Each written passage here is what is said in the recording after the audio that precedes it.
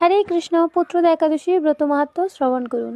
যুধিষ্ঠির মহারাজ বললেন, হে কৃষ্ণ, পৌষ মাসে শুক্লপক্ষের একাদশীর নাম কি, বিধি বা কি, কোন দেবতা এই দিনই পূজিত হন এবং আপনি কার প্রতি সন্তুষ্ট হয়ে সেই ব্রতফল প্রদান করেছিলেন, কৃপা করে আমাকে সবিস্তারে তা বলুন। শ্রীকৃষ্ণ বললেন, হে মহারাজ, এই একাদশী পুত্রদা নামে প্রসিদ্ধ। সর্বপাপ নাশিনী ও কামদা এই একাদশী অধিষ্ঠিত দেবতা হলেন সিদ্ধিদাতা নারায়ণ। ত্রিলোকে এর মতো শ্রেষ্ঠ ব্রত নেই। এই ব্রতকারীদের নারায়ণ বিদ্বান ও যশস্বী করে তোলেন। এখন আমার কাছে ব্রতের মাহাত্ম্য শ্রবণ করুন।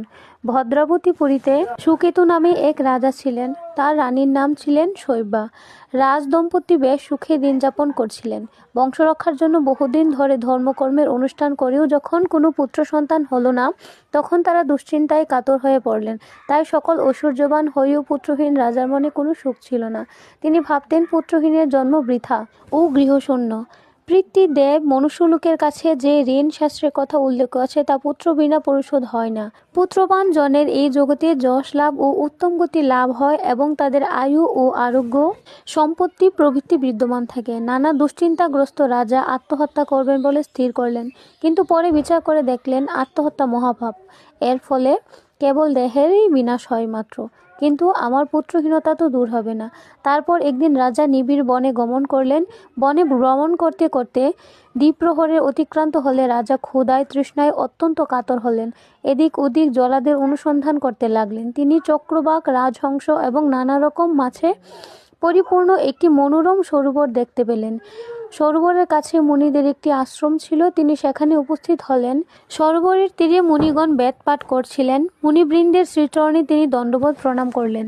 মুনিগণ রাজাকে বললেন, হে মহারাজ, আমরা আপনার প্রতি প্রসন্ন হয়েছি। আপনার কি প্রার্থনা বলুন। রাজা বললেন, আপনারা কে এবং কি জন্যই বা এখানে সমবেত হয়েছেন। মুনিগণ বললেন, হে মহারাজ, আমরা বিশ্বদেব নামে প্রসিদ্ধা।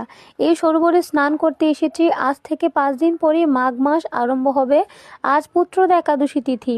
পুত্রদান করি বলে এই একাদশীর নাম পুত্রদা। তাদের কথা শুনে রাজা বললেন, হে মুনিবৃন্দ, আমি অপুত্রক, তাই পুত্র কামনায় অধীর হয়ে পড়েছি। এখন আপনাদের দেখে আমার হৃদয়ে আশার সঞ্চার হয়েছে। এই দুর্ভাগা পুত্রহীনের প্রতি অনুগ্রহ করে একটি পুত্র প্রদান করুন। মুনিগণ বললেন, হে মহারাজ, আজ সেই পুত্রদা একাদশী তিথি, তাই এখনই আপনি এই ব্রত পালন করুন। ভগবান শ্রী কেশবের অনুগ্রহে অবশ্যই আপনার পুত্র লাভ হবে। মুনিদের কথা শোনার পর যথাবিধানে রাজা কেবল ফলমূলাদি আহার করে সেই ব্রত অনুষ্ঠান করলেন। দ্বাদশীর দিনে উপযুক্ত সময়ে শস্যাদি সহযোগে পালন করলেন। মুনিদের প্রণাম নিবেদন করে নিজ গৃহে ফিরে এলেন। ব্রতের প্রভাবে রাজার যথাসময়ে